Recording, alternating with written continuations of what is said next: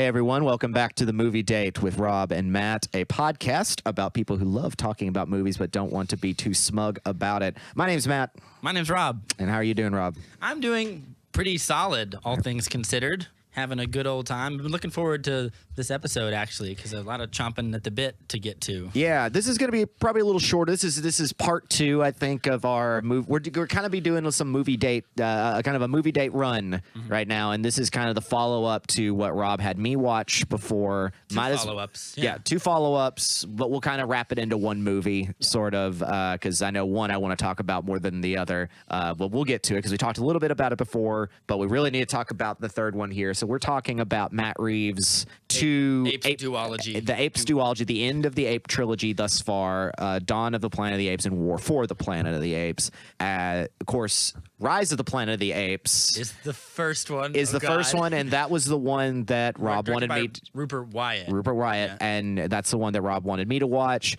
for our movie date, and it just kind of was like, well, I'll go ahead and just finish it up. And you watched Dawn on a whim, too. Yeah, we watched Dawn. I watched Dawn right afterwards, so chomping at the bit to talk about that. And then I just watched War and really been wanting to talk about that one. I know Rob has been wanting to as well. So that's kind of going to be what this episode is before we go back to the regular you watch this, I watch this kind of We do deal. have some brief movie news that we can go ahead and get into it, but how are you doing? Not too bad. Not too bad. Just checking out this, that, and the other. And we'll be talking about just kind of TV news. The only thing I've been checking out is because film news, there's been stuff going on. There's been, I won't go into an obituary thing, but let's see, Ennio Morricone, great. He did all the scores for like a bajillion spaghetti westerns. Yeah, and probably your favorite one that you're thinking of. And he did the score for The Thing, which I rewatched again recently because that's never a bad idea. Yeah. He got an Academy Award just a couple of years ago for Hateful Eight, and the first time Tarantino really uses like a real score. A lot of his movies are just lots of songs, but that one is like all score for the most part. That's and he draws from other scores as well. I think he kind of did that with Django, but that in particular, and Morricone was a maestro. They called him maestro. He was a master. The Thing is a great score that is all one solitary bass note. Doom doom.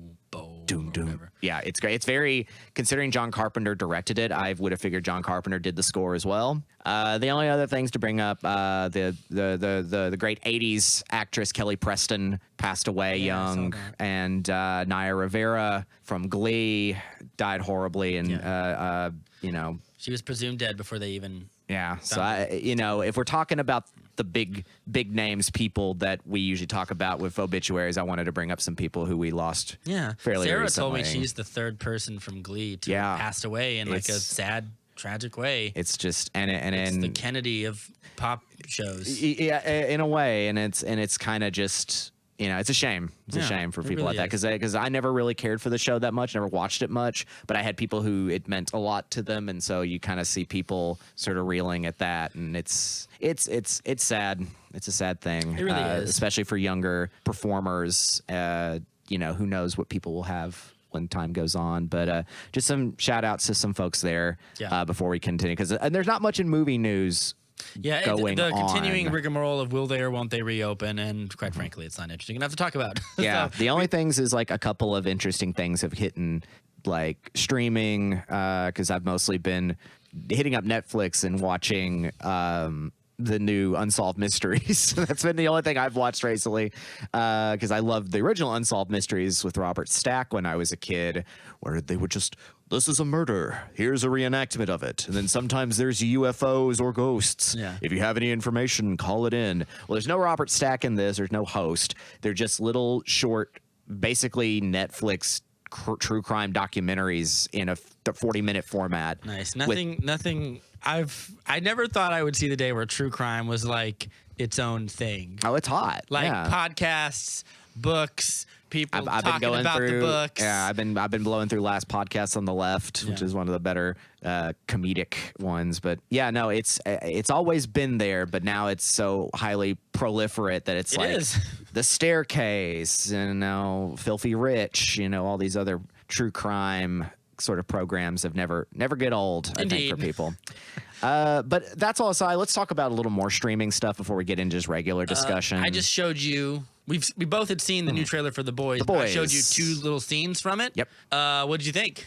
I'm excited. I really like season 1 of The Boys. Me too. We talked about this before we went on mic, but it's based on the Garth Ennis graphic novel series. Kind of that comic does everything it can to make me not like it very much. and it from is, the art style to like the weird their heads are way too big and stuff. Like, and I'm not one to criticize art style too much because their aesthetic and things are pretty okay with me, but it suffered from that in my mind because I think it still is like people like it a lot, and I understand. I totally get it because it goes through some interesting things, and it does a nice little send up, a violent, cynical send up of if superheroes were real, which is kind of like your usual sort of post-Watchmen cynical tongue-in-cheek. Something every up-and-coming comic writer thinks is both original and something that has never been done before. Yeah, but it usually always is fairly edgy. And it usually produces mixed results, but some of them, there's some really good ones that stand out, and also some good I mean, The Boys stands up stories. higher than something like, we were talking about Mark Millar, some of his stuff like Wanted or he had one that I can't remember where it's like if Batman was evil and he wears like an all white outfit and it's just so edgy. Yeah. It's so edgelord and it's not good. But he also did create something like The Authority, which is kind of similar to The Boys-ish. And of course, Watchmen, I guess, is, I don't know if you'd say the Watchmen are evil, but they're amoral. The cynical real superhero. They're people, aside from like Dr. Manhattan, but it's all about like what if human problems went into the minds of those that are, our protectors sort of deal. But so the Boys is, a group of humans, they're all humans, but a group of just regular folks who have had various misgivings and tragedies done as either direct or collateral damage related to superhero misgivings and going abouts. And so they're looking up at their ivory tower like, how can they get away with everything here? So they form together to be a little guerrilla unit to take the power back. They would be the bad guys of any other comic, but they're the underdogs. They would in be this a one. Suicide Squad-esque team to our bad guy Justice League, but it's flipped. I think that the show, I liked the first season. I think that it does a good job of trimming the stuff that I don't like from the comic books. Mm-hmm. It also, I agree with that, It makes Billy Butcher a less overtly edgelord character and does a better job at letting Carl Urban's instincts guide the character as opposed to just making him a real creep. Made him much more charming because it's Carl. It's Carl Urban. You know, he's and it's Carl Urban. Like that cast is so so wild, but everyone, even some of the superheroes, are very kind of weighted and just kind of regular people. But his Billy Butcher is just. He's great. He's wonderfully cheesy in it a little because he's just, that's right, I'm the dangerous one. Daddy's home. Daddy's home. And everyone else just kind of looks around like, he's really going for this, huh? Yeah. And he does a good job of playing like frantic lunatic, man out for revenge, and he can do like trauma, bug-eyed. Yeah, really kind of. He's the best part of the show. This is not to take anything away from people like what's the guy who plays Homelander, Andrew something. Anthony Starr. Anthony Starr, that's right. who I think he's really great. One of the best parts. Aaron Moriarty is great. Who plays Starlight? Yeah, plays Annie. But big Jack Quaid, Dennis Quaid's son. Yeah. As the main guy, as Huey, he's excellent. Yeah, he's excellent. He's so likable, and because in the original Boys, Huey was designed after Simon Pegg. Yeah. Because that was around the time that Shaun of the Dead had come out and everything. And Simon Pegg is in this show too. Yeah, that was Simon Pegg with an American accent that sounds just like Tom Cruise. Yeah. I think I talked about this before, but he sounds exactly like Tom Cruise. And I think that's just because of his time working on Mission Impossible. He's like, I'll just do what Tom does. Because he's very much like, yeah, come on, Huey. And if you close your eyes, you'd be like, Tom Cruise? Yeah. But he was originally designed to look like Simon Pegg. So it's like, well, Simon Pegg's too old to play him now. Yeah. But I love that they brought him in as the dad as a nod to that. I'm like, there's a lot of heart coming from this show. Yeah. And it's more delightful. than in the comic book, which is what I think the show is better. It's funnier. You've got a really great cast all around, a funnier script, more modern, more like prescient, balances the real brutal black comedy with levity, but also like you get some really harrowing moments that make the characters either more sympathetic or more dangerous. Yeah. Particularly the Homelander bringing down 2 planes is or just terrible. refusing to help anybody. Yeah, it's like it's not good for our optics. I don't know which is worse, because part of me, the only criticism I had of season 1 of The Boys is 2 actually. One was I wanted more of this is a Amazon series. They put a good bit of money into it. Yeah. And I was like, I wanted the death-defying superhero action scenes.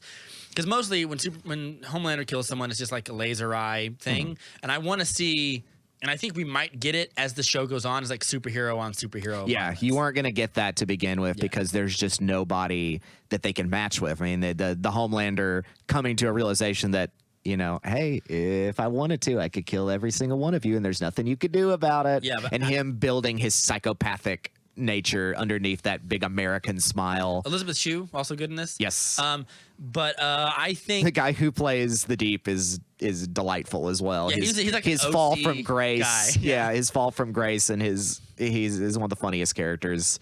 I think the thing about there was an X factor in the show that I wanted that I didn't. I can't put my finger on it, but something that it fell down on me for just a little bit. And I think the lack of tangible, like really cool action sequences was something I was not prepared to be missing, but I was. I wanted a Homelander goes berserk on, and I think that, again, as the show goes on, you'll get more of that. You can't pull that card too soon, early, or you don't have a series. But that made me appreciate the scenes that were really cool and visually interesting, like when he takes down the senator's plane, the first one. You see him just at a distance flying, and the kid thinks it's so cool. Yeah, it's like, oh, and it's a then Homelander. The And dad then you see looks his out eyes. the window, and he sees his eyes light up, and he knows. Yeah, he's like, exactly oh my God, what's oh my happening. God. Yeah. And he just saws the plane in half. Yeah. Or whatever, saws the wing off. And the fact that a guy like that can, because surrounded by everybody else, you know, all these other heroes, they have powers, but I mean, they ain't him. Yeah. I mean, he's the apex. He's the apex predator, you know, and it's if he blinks an eye and your head explodes, which there's a lot of great people blowing up and a lot of great gore effects and everything. It's delightfully. It's true, violent. but after a while, I tired of it, and I was like, I want him to fight a superhero. I want to see, like, there's a part when it's only so interesting you can make beating up a rag doll, because like there's a part where he punches a guy in the heart when him and Maeve stop the gunman. Yeah, and then whatever, just- and he yeah, punches just- him and takes his hand out, and he's like, ugh, and he just wipes it off. And I was like, that's only interesting for so long. And I think that my hope is that as the show goes on, they will provide more interesting challenges for them going forward. He's very reminiscent of Injustice Superman, except worse and meaner. Right. Like, and I mean, it is something that Ennis did before, and they've made it a part of this that, I mean, a lot of people can kind of be like, oh, okay, roll their eyes, is that he's this pastiche of like patriotic American, good values, Christian, you know, and yet he's a Captain psychopath. America, Superman, hybrid equals. But even more so, like, you know, like we're the greatest nation on earth and we're God's chosen people and everything, and yet he's a psychopath who has no morals. Yeah. And it's a little kind of like, all right, Bush era, we get it. Yeah. But it's like Anthony Starr makes it work. Yeah. His performance makes it he's work. slimier in the comic book too. Yeah, well, he's a lot more inhuman in the comic books. In this, he's a little more, having an actor play him and actually do those lines and do that work gives him more flesh. Yeah, and there's a gives him more sense of reality. like of irritants to him. Yeah. Where like something, I don't feel like anything irritates comic book Homelander. Things make him angry, but nothing irritates him. Yeah, this guy which leads us to one of our clips, which is he's shooting a terrible propaganda video for the army, and because Translucent, spoiler alert, we might probably do a boys episode at some point, but Yeah. Translucent gets taken out, who is one of the members of the Seven, who is not in the comic books. I can't remember his counterpart from the comic books. He's essentially invisible. He can turn invisible, and he has rock, like diamond hard skin. Right, that's right. Yeah. So they find a very fun way of eliminating him. The boys the do. butt, essentially. But they kill.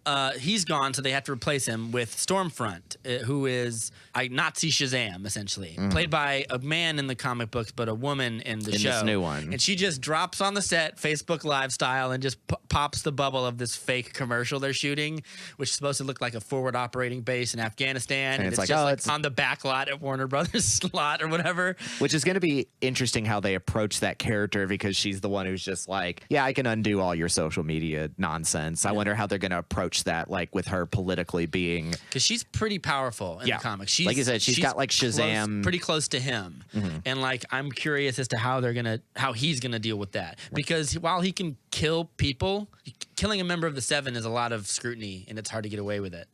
I don't know why he cares, but like, so that was a cool scene. I loved watching him just be like, "You're just, you're great." Yeah. What he really means is, "I'm gonna saw your head off with my laser eyes." He does a great job at really holding in the subtext of I Simmering hate rage. every single one of you, and if you do anything, I'll just turn you all to ash. But you've got a great, cast all around. We'll see how things go with the meet cute romance between Aaron Moriarty and Huey's character are all together, because that's kind of a contentious thing of like, this is kind of Romeo and Juliet sort of thing, like, you like one of them, and it's just like, you like him, where it's like now that they are aware of each other and have this antagonistic, the boys and the Seven have this antagonistic realization because of all kinds of betrayal and everything that's gone on for the first season. They're kind of like, we'll see how they're able to stay alive so long with everything happening.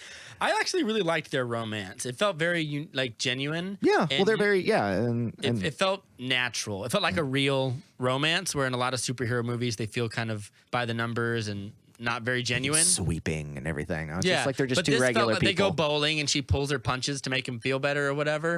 And I really liked their chemistry, and I hope that keeps going. Let's get to the second thing, which is really the second cool. thing I'm going to have to tell you about is coming out in about a week or so. No, I meant the other boy scene with Oh, Black okay, Noir. yeah. Oh, yeah. So at the end of the season, they build up that. I mean, you can go on YouTube and find this. I guess it's not really a spoiler at this point if it's something you can find on YouTube before the series starts, because Amazon released this. Amazon released this personally, so it's like superhero powers we know is connected to this Compound V. Yeah, Compound V, that has been like as part of like a eugenics program to make certain particular babies powerful, and that's what you're not born with it. It's not, as some people said, a God-given gift. The biggest plot hole of the movie is that they keep that a secret. Yeah. someone would uncover it, or someone's parents would tell the kid, and they would tell somebody else. Yeah, they kind of hand shrug it as this sort of like, don't worry about it. Yeah, a big don't worry about it, because it's so important and so intense that they probably eliminated everybody who would know anything about it. That's a good point. Because like that senator was the one who was gonna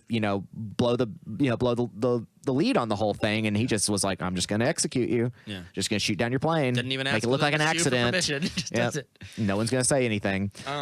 Because obviously some of them have more stake in this than others. But when you have superheroes, yes, you need supervillains to fight, and there are none. Right. So they basically pretended, because the thing shows us, because at the end of season 1 they tell us that terrorist organizations now have supervillains to fight for them.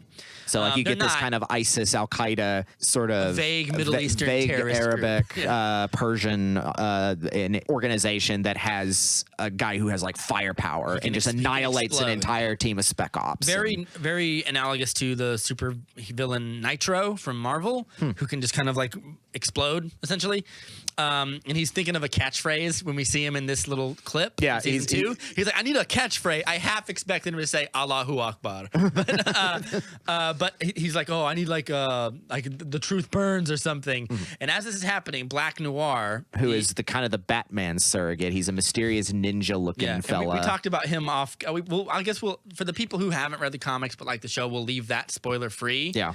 If you want to figure out what he is, you can find it out. I'm sure the next season will by the end we'll know something. Yeah, but he's really funny in season 1. He has a lot of great gags. My favorite one being Homelander walks in to the Seven at their Justice League table. He's like, "You guys are slacking off. You're showing up late. You're not getting stuff done. Except you, Noir. You're great." And he's just sitting there with his arm folded. He like slowly he nods. didn't say a word. Yeah, you never see his face. Right. He's like, "That's right." There's a part where he sits down and plays classical piano.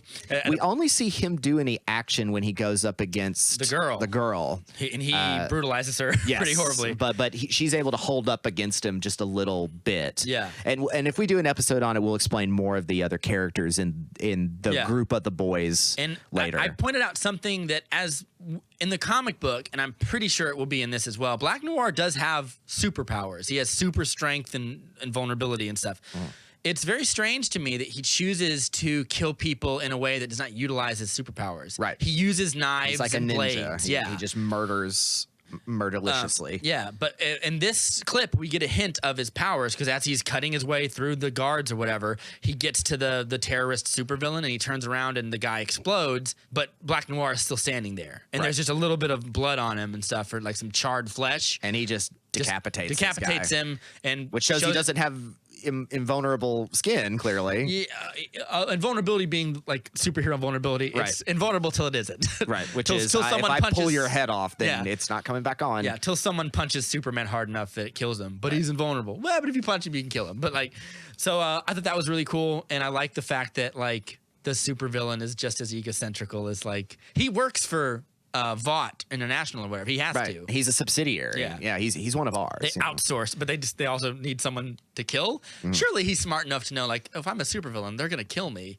He doesn't ever think to ask that question. I think that's the thing. Is just like they probably didn't tell him all that. I mean, that's just it's very, again, the tongue-in-cheek thing of franchise. It's all about franchise. It's all about the capital. You know, true, Vought is like, because we have super people, we have more jurisdiction over it, because the big plot is like we want to get superheroes into the military, which will begin Vought's essential plan for world policing, therefore be kind of taking over the world government. Yeah, not taking over the world, not so much an NWO sort of situation, but at least a capital control over everything to make more money. The true Illuminati in a way. Which, guess what? It's money. Anyway.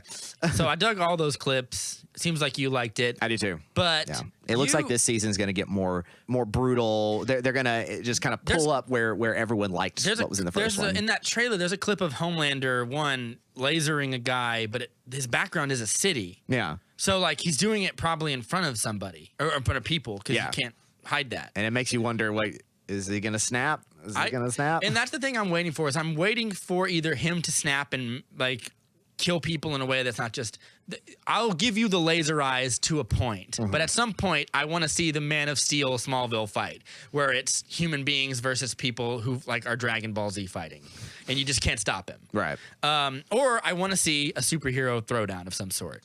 I doubt you'll get something like in one of my favorite comics of all time, which is Alan Moore's Miracle Man. Yes, which is heavily rumored to be why Zack Snyder chose that as the end of Man of Steel, where Miracle Man kills Kid Miracle Man. Kid Miracle Man. And that's after Kid Miracle Man slaughters all of London in like the most graphic 2-page spread you'll ever see in a comic, where it's just like he's just put heads on pikes all over the city. He's just hanging bodies left and right. He's making limbs just rain out of the sky. Yeah.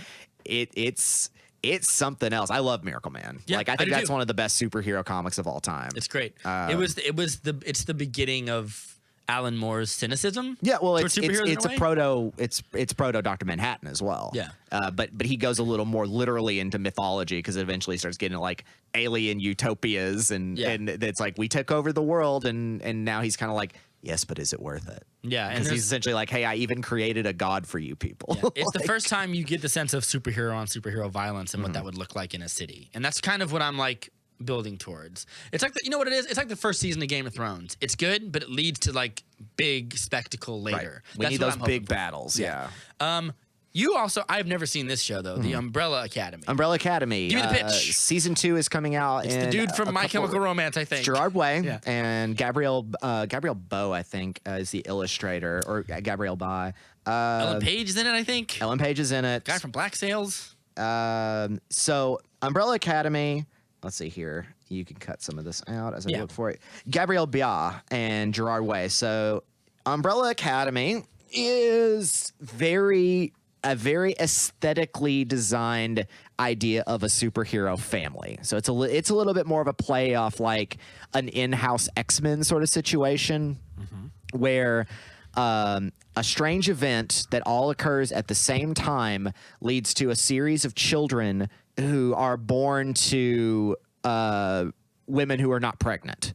So a bunch of immaculate inceptions. Wow. And this very wealthy adventurer, this kind of world-traveling, mysterious fellow. Everyone knows him. He's kind of this very famous world traveler. He may possibly be an alien, because the series breaks off from the comic. The comic is a lot more eccentric but the show is a little more staid. Let's see, Hargraves. Let's see, Sir Reginald Hargraves goes and collects all these children and starts raising them in secret, discovering that each of them has like very particular powers. It is now many years later. They used to be a group of essentially like police. Like he was like, this is what I've been raising. My children are going to stop crime. And so you get all these little adventures of little kids with superpowers, stopping bank robberies and things like that. And those still happen. Yeah, and they've got powers such as this one girl, if she tells you, I heard a rumor that, you will do what she says. Like, I heard a rumor that you shot yourself in the foot. They will shoot themselves in the foot. Or this one kid had the ability to connect with like this eldritch world and like black tentacles that come out of his chest. One kid has this like proficiency with knives and is just like can just make and they have all these off. That sounds significantly less interesting. Yeah, it's kind of where everybody ends up. So it's kind of got this Wes Anderson-y vibe where it's like this Royal Tenenbaum's like, all right, well, Dad died. The Reginald Hargrave dies mysteriously, and so they all come back and meet up again at the funeral, and they have not talked to each other in years. One has like insane superpowers and has been on the moon and everything and has returned. He's like a super genius. One is a junkie who just kind of ends up wandering around because his ability is essentially he can speak to the dead. And one of their brothers got killed a long time ago, so he speaks with him all the time. So the other brother who's dead is a character as a ghost, always with him. Oh, but he's the only one that can see him. He's the only one that can see him. Yeah. And so in order Who's the one that looks like a giant man? That's the one who is in space. Okay, yeah. Yeah, he's the super genius. He's kind of the golden child. Yeah. He plays Billy Bones in Black Sails. Okay, I've never seen Black Sails. Which is a great, it's Game So of I've Thrones heard. with pirates. It's a fantastic show. A lot of people love that one. He's also in Game of Thrones as Dickon Tarly. He is Dickon. Yeah. I was like, I know that jawline from somewhere. Before he gets burninated. Immediately destroyed by a dragon. after Bronn laughs at him, Dickon. Yeah. Let's see. Yeah. So that's his body is like his upper body is too big for his head thing. You find out what it is. It's a spoiler to say what was done to him. Okay, fair enough. But so that's Luther or Space Boy. They're all named numbers. So like he's number 1.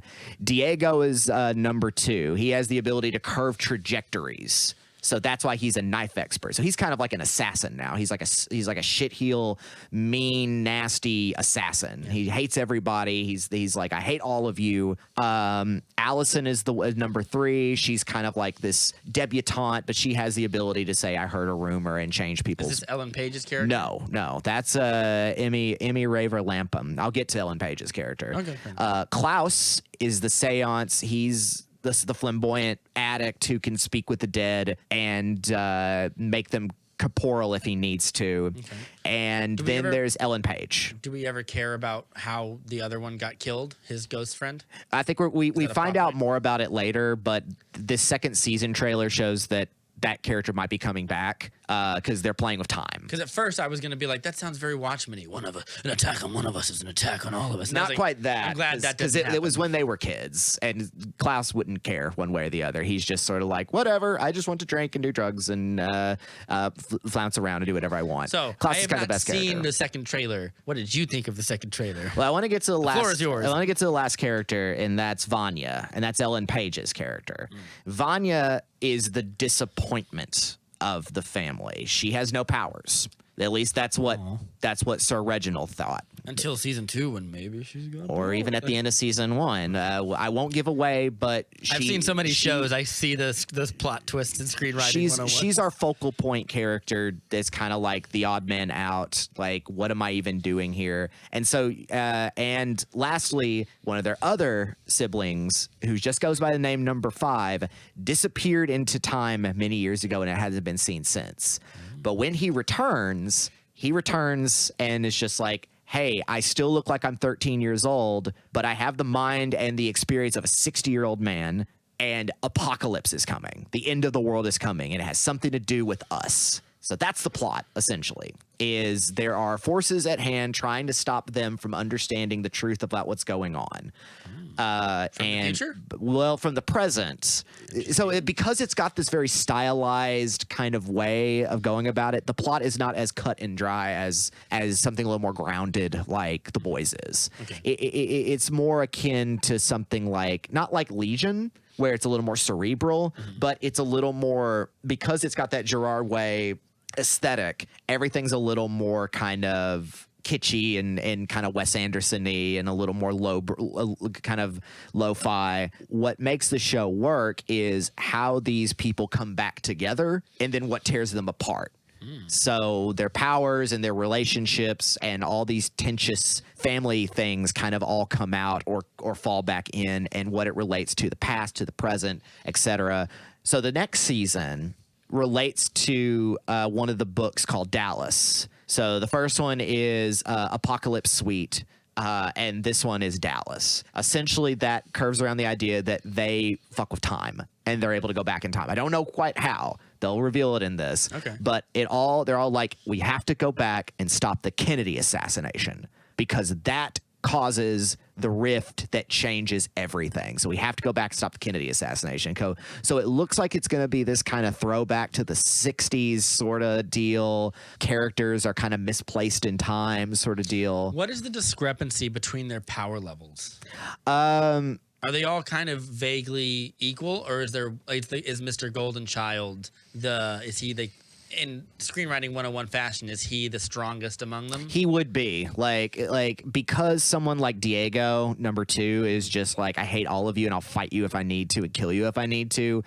Number 1 to still be just like, yeah, but you can't kill me. Like, I'm more powerful. And he gets his ass whooped a few times, but they wouldn't do it upon themselves because it's like, we're all siblings. We grew up together. No, I know that. I'm just saying, there's like, when you break down your Justice League or your Avengers, there's a power scale. And there's always it's a guy at the it's top. less that. It's more because there are no other superhuman threats. Unlike something like we talked about with The Boys, where it's like, it'd be nice if there was a superhuman threat to be able to match these powers, which apparently is already dead now. it's not the same in Umbrella Academy because it's mostly a mystery around how did Sir Reginald die? Why are we all back together? What are we trying to uncover? And is there a greater conspiracy related to the end of the world that the boy that number 5 knows about? Interesting. So okay. It's comedic. It's charming. So any enemies they have would be mortal threats. Yes, like there are these 2 quirky agents from this organization that are sent to kill them or be involved in this, and it's Mary J. Blige. And Mary J. Blige. What an interesting choice. I know. It's a very interesting choice. Mary J. Blige and Cameron Britton. Cameron Britton, who is a really fun actor, he was in Mindhunter. If you've seen the show Mindhunter about the FBI's creation of the concept of the serial killer, it's based on the books of interviews of incarcerated serial killers, and he plays Ed Kemper, who's the co-ed killer. And Ed Kemper in real life, who's still alive, he's like 6'8", 400 pounds, like huge, gigantic guy with a little bowl, black hair and little glasses, and he talks like this, and he's very articulate and all that, and yes, I'm glad you came to see me and all that. And then he talks about how he brutally murdered a bunch of women. But Cameron Britton plays him, and he's extraordinary in it. Okay. So he plays one of the other agents with Mary J. Blige, and they are kind of like these 2 besuited agents who wear these big costume mascot heads and go cause mayhem. Essentially, to wrap up Umbrella Academy, you just need to watch it and kind of get a feel for it. It sounds like Wes Anderson's superhero movie. I hate to keep bringing up the Wes Anderson connection, but the way that weird and surreal. Gerard Way writes it and the way that Gabrielle Ba illustrates it, at least from the comic to the adaptation, has that pastel kind of aesthetic, that kind of surreal meets upper class meets egalitarian, vaguely 60s, vaguely 70s sort of vibe. But the show works because they just got a really great cast of people working off one another and more people steal the show than others, I think. And What does that mean? just actors, yeah. characters that particularly like really stand out. But Fair enough. We'll check out the first episode. I recommend that to you, I Rob. did check out the first episode of The Golden Compass. I got 10 minutes into it, and I was like, I'll watch this later. Oh yeah. We talked a little bit about Golden material. Compass the last time because that was ended up being one of the most boring things I've ever seen. Yeah, I think I'll start the Umbrella Academy. You should check it out if you're not. By the end of the first season, I mean the first episode, when we meet everybody, there's a musical moment that happens with I Think We're Alone Now, and it is so delightful and fun. It sets the tone for the rest of the series. Okay. Last bit of movie news. I saved this for then because I actually just figured this out before we start. More Joss Whedon debacle news. Oh, great. Has gotten further. Oh, wonderful. Yeah. So Ray Fisher tweeted this out. I believe Jeff Pruitt and Sophia Crawford, thank you for standing up. And then there's a picture of Joss Whedon under it with an article. And I read the article, and apparently Jeff Pruitt and Sophia Crawford were his stunt coordinator, and Sophia Crawford was the stunt double for Sarah Michelle Gellar on Buffy. Okay. And they said Joss Whedon threatened to fire them both from the show if they did not end their relationship and like break up with each other or divorce each other. And they said he turned into a crazy egomaniac on the set of Buffy, and he threatened, when they didn't do that, he threatened to destroy their careers in Hollywood. Which thankfully, he said thankfully that they've gone on to do better things since Buffy, but occasionally he would discover like people were really interested in hiring him as a stunt coordinator, and then it would all vanish.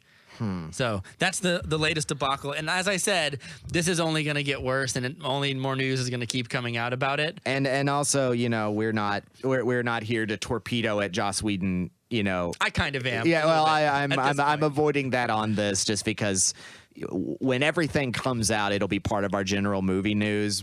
Yeah. But I'll take everything just as it comes along. Of course, I believe Ray Fisher and all that, but Yeah. I don't want to get too much into that on the show directly. Sure. But the article also goes on to say that like Joss Whedon went from being, according to this guy, Jeff Pruitt, his stunt coordinator, who he said he worked on 5 seasons of Buffy. And he said that was there like 10 season of Buffy? Like I don't know. Yeah, it ran for a long time. Yeah.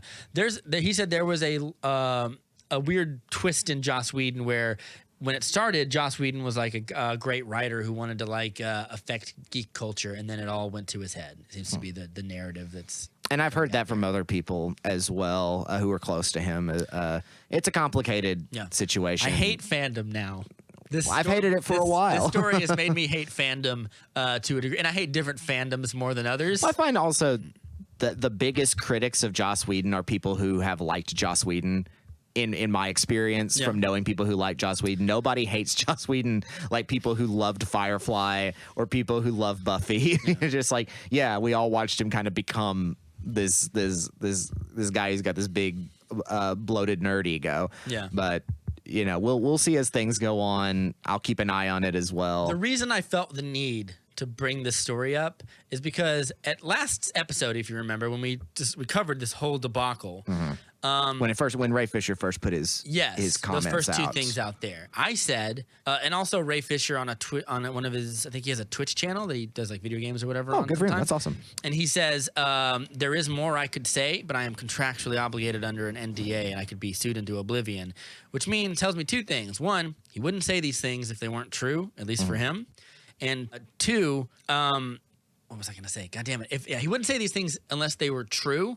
And it also shows me that he went to a lawyer of some sort and said, what am I allowed to say? Right. And they said, you can say this. Because I'm guessing it's because even though Whedon's no longer involved in the later DC works, he still has involved in one thing. Right. But he still has a connection to it enough that there's an NDA. Yeah. Yeah. Or up until a point. The contract that Ray signed is an For Justice extended League. contract because he was going to be in more movies or whatever. Right. But I think the thing that disappointed me so much was there was a lot of support for Ray Fisher at first, and then there was a lot of, you're only saying this to save your career or to save yourself from irrelevancy. And there's a lot of mixed opinions on, he's doing this because he already has a new job lined up with DC in the Flashpoint movie, or because the narrative is either he is risking his career by speaking out to one of the most powerful people in Hollywood, which I guess Joss Whedon at one point was that. I don't know if that's true anymore because I haven't seen him do anything. Yeah, I wouldn't. Yeah, I think after Avengers, like, I think it may just be a thing where people don't want to work with them. Again, I'm this is all too easy to just say things and speculate. Well, I haven't seen any. Usually, if you're not working on a lot of stuff and yet you've got like Avengers on your credit, like you'd expect to be doing more, and I don't know why he isn't. Yeah.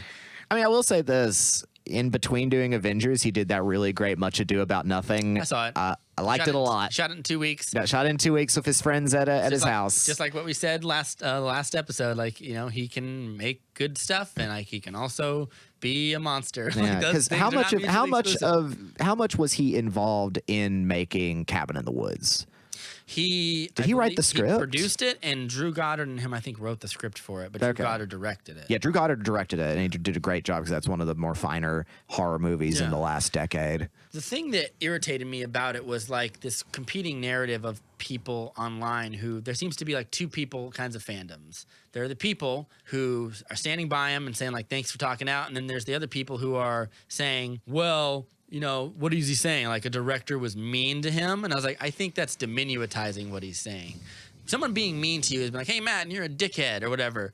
But there's a difference between that and using the language. I think he chose this language specifically, which is gross, abusive, and unprofessional. And those are different languages to choose. And most actors, I think, at least coming from experience, like if you're an actor, you've seen you have to come with a certain level of personal sensitivity training because not everybody you're going to work with is going to be like a genteel person who exactly will guide you through it or whatever. There's multiple levels of people trying to get a product to go as well as possible, and people are going to be hard asses. Yeah.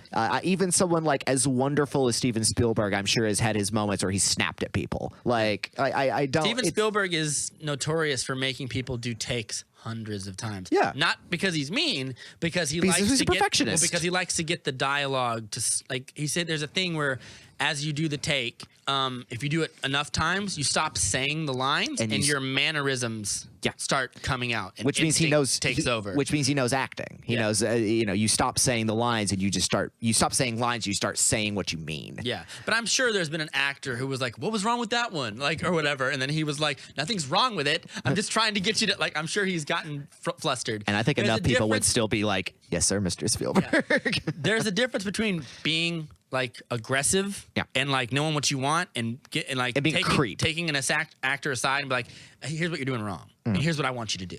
As opposed to like screaming in Gal Gadot's face for not doing this boob scene that you think is going to change the movie and make it amazing or whatever. Right. Or threatening her with if you don't do this ADR, the only way you're not doing this ADR is if I'm dead or whatever. Like, I think, given all that's come out, Joss Whedon can be a guy who makes great stuff, but can also, his ability to make content we like is, as I've said, irrelevant. Yeah, the discussion that we're talking about. Right. And the people who I've seen say like, he was hired to fix a movie that came in. Like, no. The studio demanded changes and he played ball. I don't believe that if Joss Whedon made a Justice League movie, that's what he would have made. But again, it's not what we're talking about. And I have a sneaky suspicion as this all goes on, more is going to come out and I'm going to be wearing the I told you so hat. Not that I'm telling you so, but I'm very, very flustered with fans because I saw some really terribly dismissive things about Ray Fisher. And I was like, if you have one movie to your name and one TV series, you do not have power in Hollywood. And the idea that he is like strong-arming Joss Whedon, who to this point has said nothing, is ridiculous. Yeah. So that I will agree with. You're in those circles way more than me. Yeah. Like I get all this information from you because it's not the film circles I'm surrounded in. Fair enough. I mean, I just saw a tweet. Like he just tweeted that out, and all he's doing is, whenever someone comes forward, he's saying, "Thank you for speaking. I believe you." Yada yada yada. Yeah. I think a lot of people who may be coming from the other end of things. And nobody is accusing him of doing something illegal. Could just be troll shit stirrers who are in another film forum, just like I don't like any of these people, and I want to make people miserable, so we'll pretend to be on a side. Yeah. That's the classic internet. And to be fair, no one is accusing Joss Whedon of doing anything illegal. There's nothing illegal about what he did. But trust me, if it was illegal to be a dick, you would see 50% of the population in prison. Yeah. So let's talk about Apes. Yeah. So Apes movie news is done. Let's talk about. Let's go Ape. Yeah. Apes together. How do you? Apes together strong. Apes together strong. Wow. What a franchise. So to recap this, I made you watch. After the last episode, you had already seen Rise and Dawn, but we just talked about Rise and I talked about Brick. And I made you watch the trailer for the new War of the Planet of the Apes. And you were quite on level 10. Like, you were really excited. Great fucking trailers. So we're going to talk about Dawn and War kind of as an amalgam because they kind of go together. I would say so, more than Rise does. Yeah. Yeah, right? Rise feels very distant. You could almost do Dawn as your first movie. I believe that. I do believe. I mean, there are certain things like certain characters that get introduced that you need, particularly Maurice and Rocket. Like, you kind of need to set them up beforehand, but you also don't. Like, again, it's something like I said where I think give certain changes in the story. Rise could be a prequel movie, and still be satisfying as a prequel movie. Sure. You made the same argument with BVS. You could start the universe with this, and it would still kind of work in a way. Yep. I agree with that. But you've seen both of them. What did you think? So Dawn of the Planet of the Apes really is where you start getting. You leave the one thing that Rise kind of had, which was this slight little bit of that human levity. It's a little bit of a lighter film. It's got a little bit more simple, not simple like in plot, but it's a little more straightforward. And more endearing human characters? Yes. And it's just more bright and optimistic and more colorful. Yeah, colorful and cinematic, and I guess things like that. It's a little more approachable. Then when Matt Reeves gets in it, that's when you start getting a movie. That's when he recognizes something epic in this, a truly epic story. And it's the story not so much about the Planet of the Apes as the leadership of Caesar and the character. Reeves, I don't know how long Matt Reeves' involvement with the story was from the beginning or not, or if he was just brought in to say, hey, do you want to direct these later movies? Yeah. The first one was all Rupert Wyatt. Matt Reeves was not really there, and then like he was approached to this one, and then like he worked. The people, I think I remember the people who wrote the script, Rick Jaffa and Amanda Silver. Yes, Rick Jaffa and Amanda Silver. Things, they're still involved as producers on the second one, but not so much as the third one. So it kind of just was like a weird passing of the baton and like a weird middle ground, and then now it's Reeves. It's kind of this thing where it's like, we'll get another director to do this. Yeah. And the two things first come to my mind that Reeves kind of picks up as the big assets of this is Caesar as a character needs to be the focal point of this. Yeah. And the war for this, as I found out for War for the Planet of the Apes, is the War for the Planet of the Apes is not the war the apes are involved in. It is the war that mankind is having with themselves on a planet that no longer will have them. Yeah. That's what I got from it. I was like, oh, there's going to be a war with... No, not really. It's a war of mankind desperately seeking to be relevant in the Planet of the Apes. Yeah. Again, Caesar's constantly like, I'm a peacetime leader. Yeah. But you keep making it a wartime situation. Yeah. That's kind of where my trajectory for these movies are going to go as we talk about it, is who is Caesar as a character, as he evolves. It's as close to a character study as you could ever have. He honestly is one of the more interesting film protagonists in a long time. He really kind of hits it. It's an odyssey. Yeah, it is, particularly War. Yeah. Like that. So in a short intro beginning of our discussion, Matt Reeves figured out, it was like, Caesar's got to be the focal point of this. Mm-hmm. He is not a conqueror. He is not seeking revenge. Yeah, which changes it from the old movies. Yes. Whereas like they build a civilization and humans are slaves. Right. That's where you have a human surrogate in an animal's world and trying to make sense of this. In this, it is the beast that came from man who is becoming more like man, at least in morality, at least in sense, at least in philosophy, as man becomes more bestial. And I mean, you get the counterpoints with that with other apes, particularly as we'll talk about Koba. Yeah. Koba is kind of his dark mirror in a way. His yin and to the yang, like the radical side, the side that's like, we can't coexist because they will always want to destroy us. So Dawn of the Planet of the Apes is set, see how many years? It's 5 years after the first one. 5 years after the first. They say... Was it 6 years? They said they've been gone. It was like some X amount of... Maury says blank winters now. Like they've been gone 10 winters. I can't remember how long it is, but it's between 5 to 10 years after it or whatever. And one of the things that is kind of set up that they actually lean into, which I guess was part of the script the whole time, which was something they kept, is that the virus that James Franco was working on to help his father, to help John Lithgow, has mutated in a way that it is now destroying mankind. With a really great opening in Dawn. You see the great score by, can't remember his name, probably Giacchino, because he did the I think, yeah. But I mean, there's some real great music, isn't it? Orchestra and War Man. And the cave scenes, when they're like at the beginning, yeah. I mean, there's a really moving little suite that they have like in the mid part that's really like, I was like, wow, that stands out. Like there's a lot of stuff that's just strings, and then I was like, that stands out. There's a great opening to Dawn where you see how the virus spreads and then the world lights up and then it just all goes dark. And I was like, that's a great way to start your movie. It's very quick. It's very simple. It gets the point across. We see it set up with the jerk neighbor next door. He's like got sick with it, and then one of the animal handlers dies in Rise, and it's like, so he's patient zero and spreads it across the world. He's the guy from, what's it, Tucker and Dale versus Evil. Is he? Yeah, he's not Alan Tudyk. Okay, cool. Yeah, he's great at Tucker and Dale versus Evil. Yeah.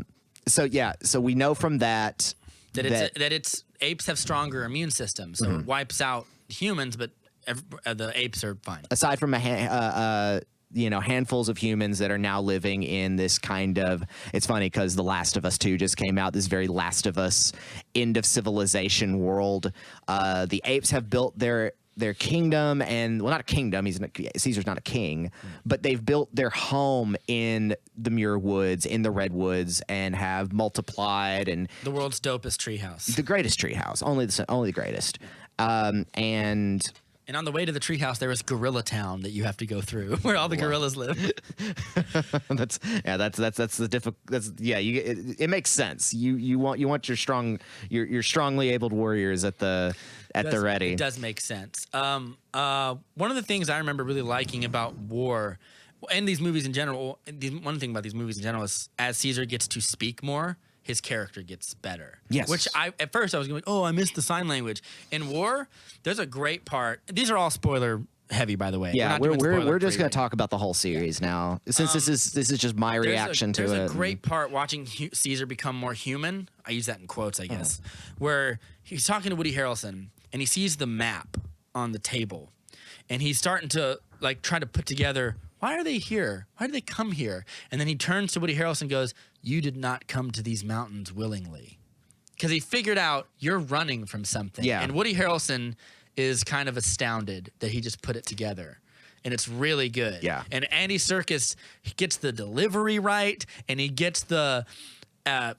him being able to speak fluently makes it it's so necessary. Interesting. It's so necessary because then you've got a lot of trouble in that third movie. Yeah. Because now you're like, well, we've leaned everything in on Caesar. Yeah. So he's got to be able to speak, and it only makes sense as he's getting more stronger mental prowess it makes sense that he's like, I'm going to just go ahead and use language. You know that I mean, the ASL is a language. Yeah, but they still use that to great effect as a strategy because everybody else has to use it because they haven't developed that same kind of vocal ability. Some of them have, but it's very limited. You know, and unlike particularly two characters, you know, Koba in there and Bad Monkey or Bad Ape. Yeah, Steve Zahn's character. Yep. So good in that. Considering the kind of character he has to play, which is comic relief. But which I was surprised at how funny War could be at times. How not lighthearted, but how there's levity. It doesn't skimp on some levity to make things. And breathe. there's heart. There's a lot of heart in it, and that's something that Matt Reeves does very well. Because other than that, it's a very brutal kind of movie. Yeah. But he's such a good balancing act director that the tone is consistent. And the beats to get to where they're going are consistent. Yeah. And it's very, What do you like about Dawn as opposed to War? I particularly as opposed because I like War more. I think I like War more too. There is a debate. I think I actually love War more than Dawn. Yeah, I think there is a debate from some people who were like they like Dawn more as a movie, but I think if you measure your expectations as to what War is going to be, I think it's a better movie. I think certainly a better there are movie. people who say Dawn is more entertaining, and I think that could be true. But I don't agree with that. But I see the argument being made because War is like we talked about last time. We talked about we expected there to be these more like large scale battles in War, and they're not. In More, it's just a game of it's more of a battle of the wits and a battle of durability and a battle of principles from Caesar to Woody Harrelson's character. So let's talk about Dawn. I think the thing that I liked about Dawn was portraying the duality between Koba and Caesar. Yes, that's one of the strongest points in it. Yeah, and how their backgrounds kind of inform them in a way, because Koba in the first one is like he's experimented on and he's been in labs longer than he's probably been free, whereas Caesar was raised in an environment that was much more nurturing in a way. So there's a great line when should we trace the plots of these movies? Do you want to? Sort of, kind of, yeah. I mean, we already set up Rise. I mean, we talked about it last time. That Rise essentially is just like everything's set up the way it is. Most of humanity's dead, and they're all in the Pacific Northwest. They're in the Muir Woods, caught between, as we discover, two very different environmental landscapes. Yeah, because the harsh winters have returned in certain areas, but there's deserts to the south and all that. There's so Dawn opens. They're hunting deer and stuff, and there's a cool bear attack as well. In there is a cool Caesar bear gets attack. Attacked by a bear, and Koba kills the bear for him. But also his son, Bright Eyes, I think, or gets wounded. It's a very clever way to start being able to distinct characters because hard. Again you've got a bunch of CGI apes. So a lot of them look alike, and War becomes a little easier. Like they have to be like we have to find ways to indicate who's who in a way that makes sense. Because when it became to Rocket and Rocket's son and some of these other characters, I'm like, I can't tell anyone. I know. apart. It gets difficult. You can tell Caesar though. You can tell Caesar. You can tell Koba. You can tell obviously Maurice. Yeah. And you can tell any of the gorillas. Bright Eyes has scars, makes it easier and stuff. I like that it starts off with like a moment of like they're all together. Like Koba is like his right hand dude, and they like each other for the most part. And then they meet that human who shoots Rocket's son, and Caesar comes. First of all, can you imagine how terrifying it would be if like that happened, and then like 70 apes came over the hill? Oh, I'd just wet myself. What could you do?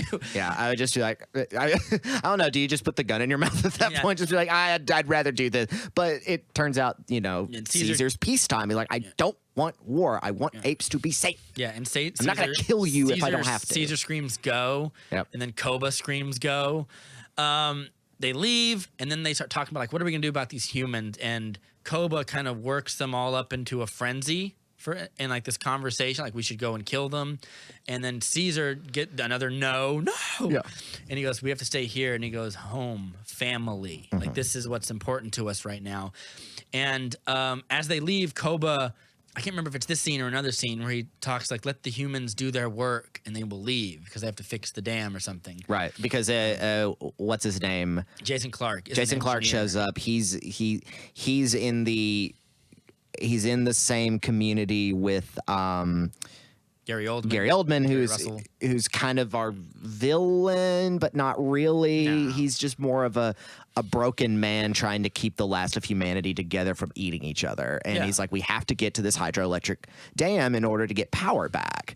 And so they're like, we have to broker a truce of some kind with the apes, because they show up to their front door essentially and just lay down the rules. Yeah. They're just like, look, don't come in our woods again, and we will leave you alone. It's the first time Caesar speaks, and like, you know what there's another scene where right before they roll out the thousands of apes to their front door, where Caesar tells Koba and a bunch of other people to follow them.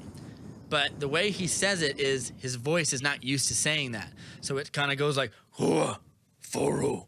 Like that. Mm-hmm. That was really cool because they put subtitles under it just in case you don't understand what he says. Because it's like, well, sure. But why I like not? that he's learned. You see him learn. Yeah. As he talks about these some things. languages, some aspects of English are easier for him than others, and then some of it he doesn't need to use because he's surrounded by people. You know, he's surrounded by his people who are able to do ASL. So it's like we can all just communicate anyway. So they follow them to their compound or whatever, and there's thousands of apes probably. They give him the boy his little bag back, and he goes, "Don't come back." And of course, he comes back, and Caesar agrees to let them work on the dam. And Koba, he says, like, "Let the humans do their work, and they will leave." And Koba says, he points to these parts of his body, and he says, "Human work." And he points to a scar on his neck, and he says, "Human work." And he goes, "Human work" on his eyes or whatever. And they have this little standoff. Thought that was really great. It's like, because Koba can't escape the fact that like his entire interaction with humans has been completely negative. He has no reason to believe brutality. Yeah, has no reason to believe he's a survivor of chattel slavery in a way. Yeah, and experimentation and all that, and so he has no reason to believe the humans will be good in the end. Yeah, and the film does again, you're balancing between these two characters where you're seeing kind of what they're getting at from both sides. Like even Koba, who's this extremist, who's this this warrior, who's just like, no, we cannot coexist with them. Played really great by Toby Kebbell. Toby Kebbell's so great in it. Yeah, he's on the level with good old Andy Serkis. Andy Serkis. Yeah, I really liked. There's also a scene where Caesar beats the shit out of him. Yeah, it's in the dam where he says, "Oh God, what does he say?" Aren't there so much editing in this one? But he says, "Humans attack your sons. Like you let them stay." And he goes, "I think you love humans more than your sons. And I think you love them more than apes." And then Caesar just gives him the smackdown. Ball, and he just goes on him. And there's a part where a bunch of times through this movie, Koba gives him the hand thing where he's asking for forgiveness.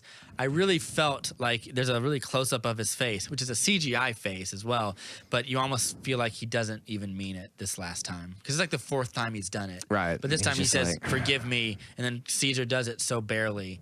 And that's like the big turning point where they get the dam working, and Koba decides, like, we need to kill these people before they kill us. He's got this great move that he does when he's trying to garner weapons, because he's got, so Shakespearean comes to mind a little bit when I think about these characters and I think of Caesar. Obviously this goes back to Julius Caesar. But he's not killed by Koba or anything. No. There's no et tu Brute. I guess there is. But. Well, Koba is more like a Cassius. He's the one who just kind of is like, he's grown too powerful, but all his power is for all the wrong reasons. So he gets like the Koba, like the Koba faction of his radical group, like his group of true believers, and they're like, I'm gonna set something up, and that setup is he tries to assassinate Caesar. Yeah. in order to essentially stages a false flag assassination on Caesar in order to radicalize all the other apes to kill the humans. Right. Because he's like, if he won't do it, then I'm gonna do something about it. And he also goes and garners weapons. He's got this great bit where there are these two scumbag like guards in this tunnel, and he goes and does the ooh. It's great. He's walking around like Dunstan checks in, and then he just checks them out with their machine gun. Yeah. It's really good. He uses their own sort of like assumptions against them in a way. Yeah. He's like, oh, he's just a dumb, stupid monkey. So he acts like a circus animal, and it gets him out of trouble the first time. The second time he does it, he kills them and takes all their weapons. Yeah, and he just grabs it, just blasts them both, and he's just holding that gun. I think we can both agree like the first two acts of that movie are good. What do you think of the third act? I mean, the third act has monkeys on horseback dual-wielding machine guns. It's awesome. Pretty good. it's great. There's a rotating shot of a tank head. Yep. Koba goes into the tank and assumably kills the people inside and drives the tank through the compound. I think that part is great. I think the part when they're rounding up all the humans and Caesar's still alive and we have to kind of coordinate. And then it gets to the fight on the scaffolding. Which I think is less interesting. Well, it also kind of, considering Gary Oldman, who's kind of just gone like, we have to kill them all. Yeah. There's nothing we can do about it. He's not wrong. He's not wrong, but he has lost his family. Yeah. You get one moment where he's only in the movie like 4 scenes, but each one, of course, is Gary Oldman just killing it. He's fresh off of I think The Dark Knight at that point. This is 2014. Okay, so he's fresh off Rise. So he's still got the goatee and everything. He looks like Gordon. Yeah. And so he has these moments of looking at this portrait and he's bawling his eyes out. And it's really effective because he's a goddamn great actor. Yeah. And he'll do that in your movie. And he also doesn't know that Caesar, he doesn't know anything about Caesar. Jason Clarke has the info. Right. But like he has no reason to believe that Caesar is going to win or that Caesar would be nice to them, period. And Jason Clarke, of course, kind of is like, I have to stop this from happening. And we should talk about, since we're talking about Jason Clarke, we should probably talk about the fact that a lot of the human characters are just not as interesting. They are, yes, indeed, because the story of Caesar and the apes is way more fascinating and way more interesting. So it's just a victim of circumstance. It's less I don't care about them than something like Godzilla, where I really don't care about any of the humans at all. Yeah. In this, I'm like, you know, no hate on Jason Clarke, but the character he's playing is kind of boring, and just kind of like, if there was a more unique actor in that role, I think it would have shot out a little more. Like if you got like a Sam Rockwell or something in there, like someone a little more unique and kind of brings a lot of tension, or a Michael Shannon or somebody edgy. They would cast Michael Shannon as an ape. We know they would. Michael Shannon gorilla. They would. We know they would. That would be great. Also, Koba, I agree with you. Also, Judy Greer plays Cornelia, who you wouldn't know, but they don't really make a big thing out of it. Judy Greer is a great actress. Yeah. She's worked in tons of things. She's a great character actress. But she's Cornelia in this movie, and I think as much as I like Dawn, I think War is the. Oh, we'll get to talking about War. So of course Dawn ends.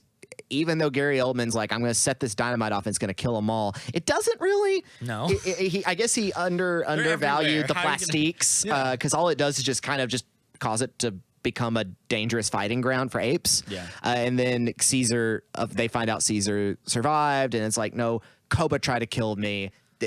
He's the, you know, and they finally have this raw fight, and he gives them the good old for England James, no for me, where when he's on the scaffold. Yeah, he gives him he goldenize him. He does what he does to the guy in the first one. Koba kicks the helicopter off, and then he kind of does the same thing. Oh yeah, Koba falls forever. Yeah, it's pretty bad. I think he's still falling. Some people were like, "Could he come back for the first movie? Apes are pretty tough." And I'm like, "No, he's gone. He's gone." It would have been a cool idea, like a jaded, like it would have been stupid, but like a Saturday morning cartoon would have brought him back with a cyber face. Oh yeah. Oh, Planet of the Apes on Fox 16. Fox 16 early in the morning. Yeah.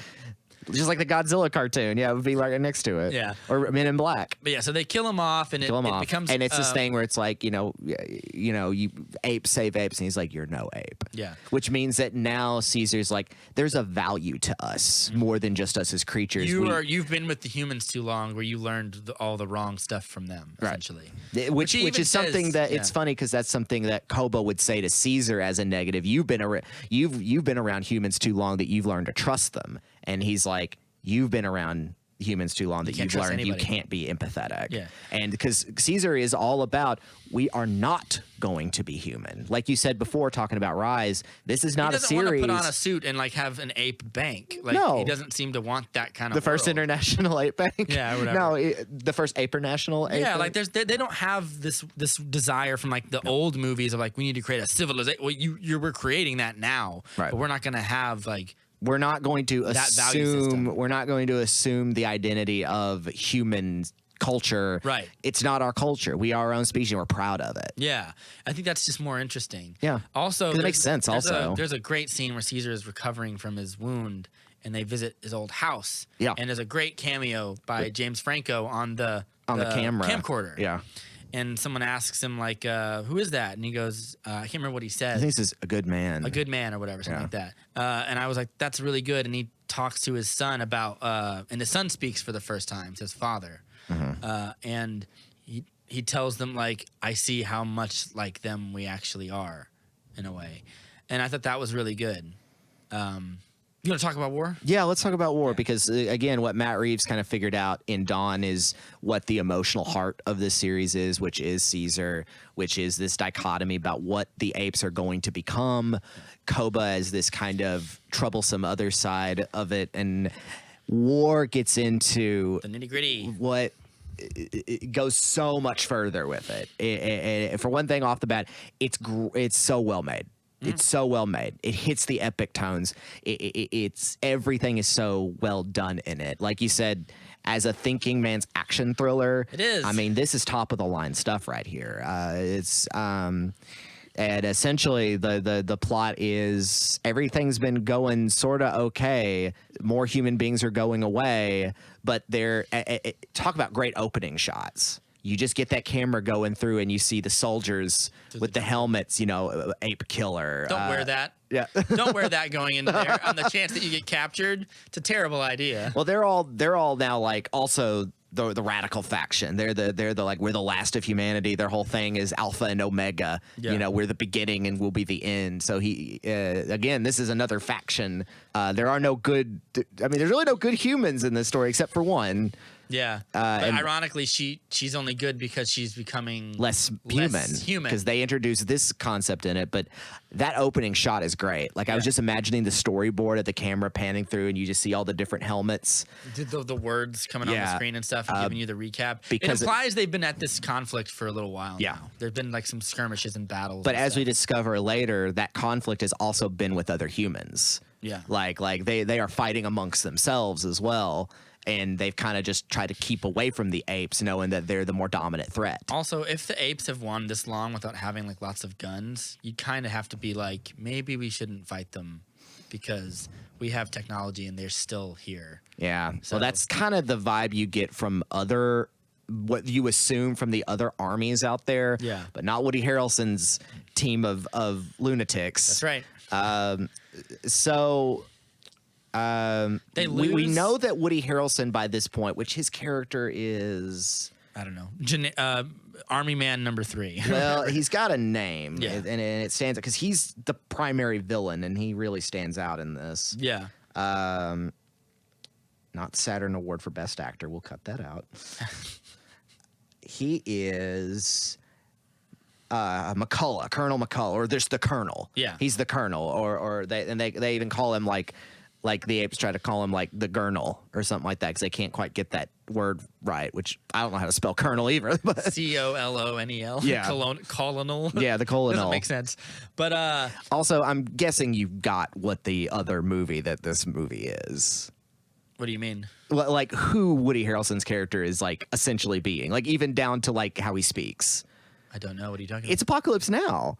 Oh yeah, He's doing. yeah, I mean, there are moments straight you up meant where something else. where he's talking like Marlon Brando. He's like, he's even getting that kind of. You want to know what I'm thinking? And I'm just like, that's a straight up Marlon Brando performance. But when he's alone with Caesar, he starts talking like good old Texas Woody Harrelson. Yeah. And I'm like, this character would put on that affect around other people for intimidation because he's constantly like when you first see him, when he sieges in, because they capture these guys who are coming in to cause trouble. At this point, several characters are grown up. Caesar's son is there. He's got another little one, Cornelius. Cornelius has another young child. Caesar's boy has a girl that he likes and all that. And so time has passed. It's kind of like you imagine at the beginning of like a Western or something, like, families are coming together but trouble is brewing. Someone's coming to town that's going to cause tragedy. Caesar's humanity might be a flaw in that opening battle because he lets some of them go. He lets some of them go in order to continue that morality. Like, we are not war seeking. We are not going to be you. Yeah. And that ends up being kind of a fatal flaw one way or the other, because that's something that Woody Harrelson can manipulate, because they do take siege, and in the ensuing combat and chaos, Woody Harrelson essentially just assassinates Cornelia and Blue Eyes. Yeah. And which is kind of an interesting thing. They just kind of get that out of the way really quick, which, it's a horrible tragedy considering we just spent the whole movie with those characters, but it also is kind of smart screenwriting where it's like, now we can focus more on just the central thing. Yeah. Like, there's not going to be this thing where Caesar's son is going to seek revenge or anything like that. It's like, no. He gets a horrible thing happen to all of them. Yeah. And now it's Caesar's personal vendetta. And it's kind of slightly his fault or Yep. whatever. He I has guilt wouldn't related say it's to his it. fault, but I would be like, he would think it's his fault to a degree. And the look on his face when he sees it and he looks up at Woody Harrelson's even like, get me the fuck out of here. Like, also, it's weird that you didn't hear the helicopter. There's a helicopter there, and you don't hear anything. But you do get it's that so quiet. You do and get hushed. that. You But do I'm get that great shot of the. Well, it makes me wonder, like, if those ropes were just like they had climbed up the mountain and then went down, and then the helicopter would come later. Maybe. Don't worry about it. Don't worry about it. But you do get that great shot of the green night vision goggles just kind of going past the waterfall. Yeah, you see I the thought they laser were pointers. drones at first, because they moved just so smooth. I was like, are those drones? It's post-apocalyptic. Yeah, that's right. They don't have you gotta those. Have guns, and you got to get up relatively up close. Well, it was at the beginning of the movie. I didn't know how much power they had. I was like, are they just about to nuke them and with drones? Caesar just launches out of the waterfall. Get a good little fight right there. And because they've I love this also in a movie, that they've set up Colonel McCullough, they've set up Woody Harrelson's character as a problem, as like a menace for a while now. Yeah. So this is the first time he has struck to the heart of the issue. Yeah. And he even says later, like, that was unfortunate. Like, I was there to kill you. I was there to kill you. I didn't want to do that, but like. But he also holds no bones about it, because he's like, there's a line where he tells Caesar's like, well, if you were in my position, like, you'd have done the same thing. So he's like, I don't necessarily, I buy all of his motivations and stuff. I don't think he's the most evil a character could be. Which is good, because then it would be too cheap. Yeah. That's why Gary Oldman's character is not evil. No. That's why Koba is not.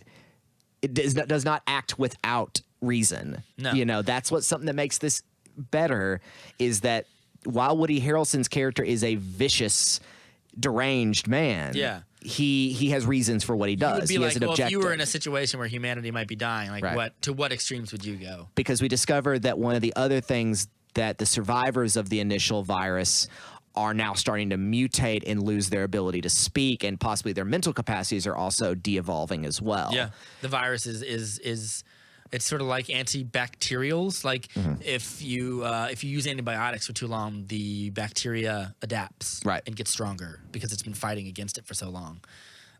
Which is when we meet. I can't remember her name, but we meet her and The little girl? Yeah. Well, they eventually name her Nova, because he finds a thing of Chevy Nova. Chevy Nova, that's right. Yeah. So, but she's got no name to begin with. Yeah, we meet her, and Maurice, who is like Maurice is Uncle Iroh from Yes. from Avatar. Maurice is kind of like the warrior philosopher of Caesar's general entourage. Yeah, he's been there from sure- the beginning, but he's kind of the warm, like he's the teacher. He's and he makes sure that Caesar has compassion. right. He's his When he does it. advisor. Like he's his one of his advisors. Which would make Rocket his muscle in a way, I guess. Or something like that. Just- Koba would have been that as well. Yeah. But I think Rocket Really, would a have been like gorilla his should be your lieutenant. muscle. Well, that was at the beginning. Was that muscle? I think Rocket is just kind of like his lancer. Yeah. Like his point guy is Yeah. like you and me. We're of the similar body strength, like all that. You're my warrior buddy. What did you think about the leftover apes from Koba's faction are now teaming up with Woody Harrelson and his lot? That makes sense. Like just because their leader dies doesn't mean they're all going to. It's a very interesting way of doing that, and you didn't have to do that. Yeah. That's something that like The movie works without it. Yeah, you literally. I don't think anyone would fault you unless they're like really picky YouTube jerks. It'd just be like, well, what happened to all those other apes? I mean, they would just be They loyal follow to Caesar. deference. They follow the alpha or whatever. Yeah, like come on now. But that because of this, they are now. That makes sense that it's like they've gone over. They believe the ghost of Koba's hatred more than Caesar still. Yeah. We even get Ghost Koba for a second. That's cool. good. Yeah, You get some Koba flashbacks. He's having some PTSD, Caesar. Yeah. And the most human thing that happens in this movie is Caesar and the gang murder the albino gorilla. Mm-hmm. That was I felt very much like this is like like the lines between both sides of this thing. Like Woody Harrelson's faction is quite savage, and Caesar is becoming quite vengeful in the way he uses violence in a way. And I think that's part of, like I always said in the last episode, that these trilogy of movies is Caesar's. It's like the path of man, and like how he grows up in the world, and eventually a restlessness comes to him, and then like vengeance and wrath, just as they come to man, come to him. So like he's not as benevolent as he was in his early age. Yeah, even in Dawn, it's a cynicism leaks into his bones. He still has that true north. That he still has all those things that you like about him, but like now he doesn't suffer betrayal the same way as he did. Like with Koba, he gave him a million chances. Right. This guy is like you had one job and you failed it, and my family's dead because of you. And it's they also strangle him to death. Right. And quiet. I was like, I like that. And it's also this thing where, because we know that Woody Harrelson's faction has attacked before, that they know there are apes who have betrayed him, that also must weigh heavy on him. Like, like he literally sees the ghost of Koba, but also his spirit exists in the danger that it possesses, the existential threat that it has to the civilization of apes, to the idea of what Caesar wants apes to be, and to his own idea, if that idea is even real. Yeah. Like, because by seeing Koba, he's like, I was right. Eventually, you would be betrayed by them. Yeah. Because again, there's no James Franco in this movie. There's no Jason Clarke. The mute little girl is the only closest thing to a good human we get in this. Yeah. The scenes with her and Maurice are great. They're great. The one when they're both doing like that, and her little cheeky little smile. It's good. And it, I like the idea that like Koba's thing about Caesar was that you trust these humans too much, and it will cost us something. And now that kind of comes back around in this movie, and it cost him something. And now he's worried. Am I becoming more like Koba? Will my lack of trust turn me into a savage again? And there's this teeter-totter of a million themes that Caesar is sort of dealing with. And it really ends up becoming this kind of, you get this, it's funny because where this character goes, you can relate it to different heroes from legend. You get a lot of Jesus in this. Yeah. Because the messianic stuff is all through this stuff. And because so it's an odyssey. Essentially, we get this great thing. It's an odyssey. Like they set off on an adventure to go confront this. Yeah. And by the time we get there, we realize his entire family. It doesn't feel like his entire family because in the last movie there was like 1,000 of apes. Yeah, but here it's like kind of like 130. It's kind of like this other podcast talking about 300, but it's mostly 14 guys. Yeah. Like they're out there, but it's mostly just these 14 guys. No, he sends them all on exile. Like you have to leave because there's another army coming or something. They think the army's coming to wipe out apes and rejoin with Woody Harrelson's faction. But of course, they find out Woody Harrelson's faction broke off and is going to fight back against them. They think he's too radical. Yeah, because he starts killing people who stop talking. He kills his son. Like he mentions, like I put a bullet in my son's head. Like and he sells it. I mean that scene with him and Caesar is a good acting moment for both of them. It really is, especially like the more we get to see, because Caesar only doesn't talk to his ape. He signs to his apes, but when he gets to talk, He talks to them quite a lot. Yeah, but when more than I actually thought he would. Yeah, and when he gets to talk to Woody Harrelson, some of my favorite stuff in the movie. I also didn't mind half of the there's a lot of the slave imagery or the Jesus imagery. I think it like. There is like a weird thing about like humanity's need to subjugate, what's the word? The noble savage motif or whatever. Yeah. Where like we take this, of course, apes are dumb and strong. Right. We'll use them to build our walls and stuff. Like I quite liked that, and I didn't find it particularly heavy-handed either. Yeah, because they're and I'm glad that it just kept it on that level, and because what with Caesar. Because his whole thing is this almost warrior philosopher, this philosophy warrior thing where he's just like, I won't fight unless I need to. When he is captured, when he is captured, because they do, aside for trying to get him out, it becomes kind of like the great escape, great ape escape, the ape escape. He is subjugated to such humiliation and torture and brutality, and he knows like if I give in to the Koba in me, I lose. Yeah. My morality, what I have created, not as an empire of apes, not as a population of thousands that have withstand the elements and the elements of man, but what an ape is. I think that is so brilliant. That is really smart because you see it in Serkis's performance. You see it in him just looking down, getting brutalized. He looks up at Woody Harrelson just like, you're not going to break me. Yeah. He puts a gun on his forehead and there's that look of just it's like I won't let you hear me scream. I won't let you hear me cry. Yeah. That's where he really struggles, and I feel like it works. He struggles with that the demon on his back, which is the Koba saying no. You have to lose it. Yeah. And he never does. Do you what's some more stuff you liked about this? You want to talk about the third act and how it resolves, because that's kind of a twist? Yeah, well, that's the twist, is that the other human army is coming to attack. No, I mean the way like that battle lasts hardly at all. Yeah. Like that wall. Because they see him building up weapons like rocket propelled machines and everything. The fight with the one ape. I can't remember now what his name was. He's the one that. No. He's been the one that's been working with the humans all the whole time. He's the big gorilla, yeah. Yeah, he's the big gorilla. And then at the end, when he kind of does the Darth Vader sort of thing, where he's just like looking at one end, looking at Caesar, looking at one end, looking at Caesar, and then this one guy who I thought would turn. I kind of got the idea that he's the guy that catch from the beginning, who's the good shot with the crossbow. Yeah. I thought he was starting to get sympathetic.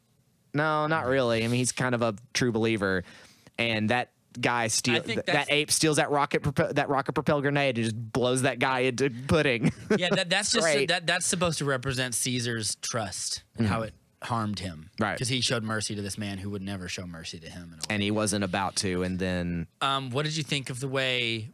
Because like that you're gonna back to do a corner at some point. You got to understand that like your wall is not gonna stop an army from coming in there. Well, it's the plebes of the desperate man. Like he is Colonel Kurtz. Like Woody Harrelson's character is literally just like, I've got my coterie of true believers and fanatics, and we're gonna hold out till Judgment Day, baby. And because he's got the whole biblical imagery, Alpha and Omega, you know, all that. And I'm like, I caught that. How did you care for the way they wrap up the conflict between Caesar and Woody Harrelson? It was great. It was great. It makes so much sense. Like they kind of pull the rug out from under you. Yeah, because you think it's gonna be this big blowdown, then you realize he's succumbing to the infection, and now he's this tortured, like he can't speak, and all Caesar could do is pity him and let him take his own life. Like it makes sense. It's where, like, of course they're not going to have this wrestling, grappling fight where people are falling off ledges. Also because Caesar would kill him. Yeah, Caesar would kill him. Caesar's a giant chimpanzee. Like, Yeah, he'll destroy Caesar you. would kill him, but it makes sense that he's just like, oh, okay. Oh yeah, Okay. Caesar doesn't shoot him, does he? He leaves the gun there. That's Yeah, right. you just see him like stare in the window, and he takes the gun and kills himself off Yeah, screen. fair And you're like, yeah, of course. At first, when I first saw that, I felt like a sense of like, what? Oh man! But like, the more I watched it, I saw it like 3 times in theaters, and like, I don't blame you. as I got to that point, I was like, you know, I'm okay with that. I think that it probably works better, and whatever thing I had in my head wouldn't have been as satisfying. I think. It wouldn't have, I don't think either. Yeah. Like, Because like that's what happens with Koba. Yeah. Like he fights Koba, and when I saw that, I was like, it's all right. I don't hate it, but I think the stuff before it's better. Yeah. But like I thought that was fine. It makes sense because it is this great irony to this character. Yeah.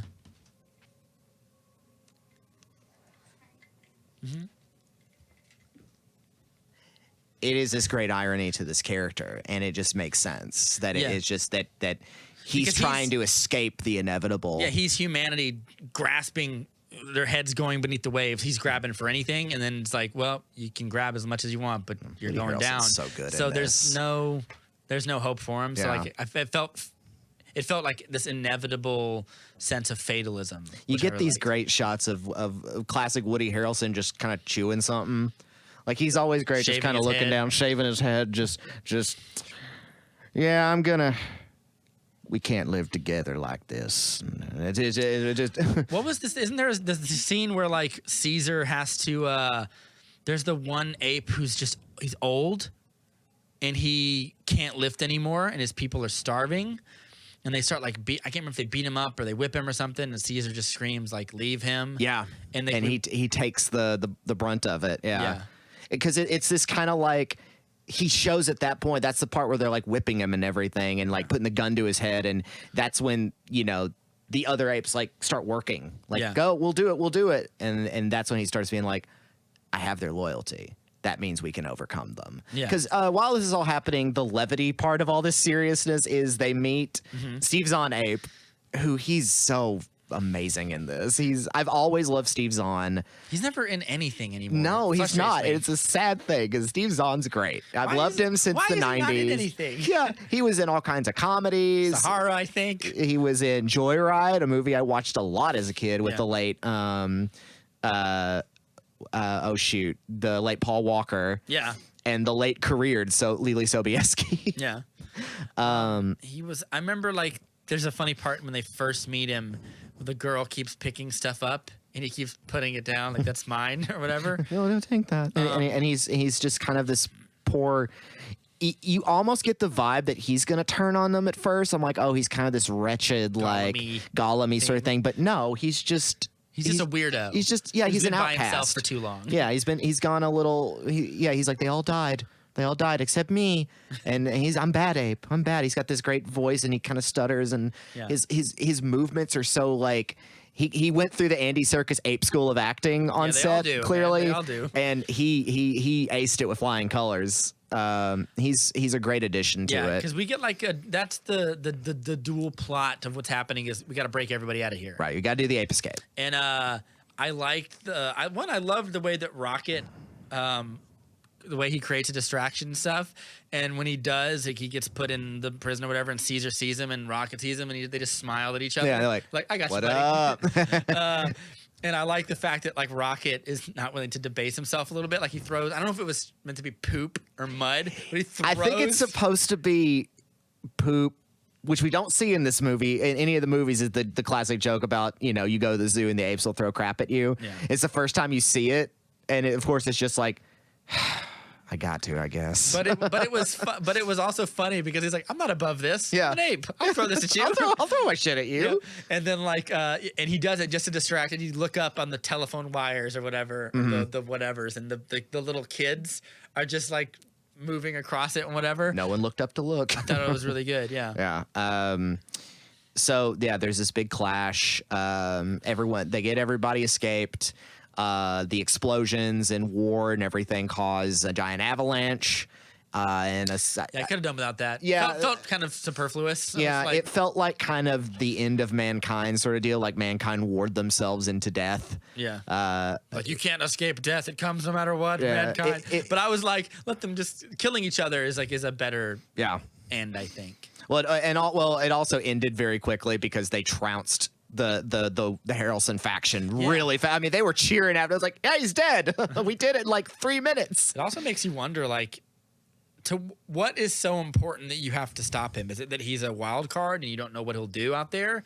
Because if you want to stop, you want to stop your people from getting sick, like the best thing to do is like create a clean environment where you can like wash your hands and social distance. And gee, I wonder if that means something now. Yeah, but like, Anybody watch these movies for some, especially now because there's a lot of prescient stuff in all three of them. Cooper, put your mask on. The guy who, like, fucking Dale and Tucker, whatever, versus Evil. That's what he became. He's basically just the poor guy who just was first. He's the guy in Saving Private Ryan who's the first guy off the boat, and he just gets completely my destroyed. helmet. He's the first guy.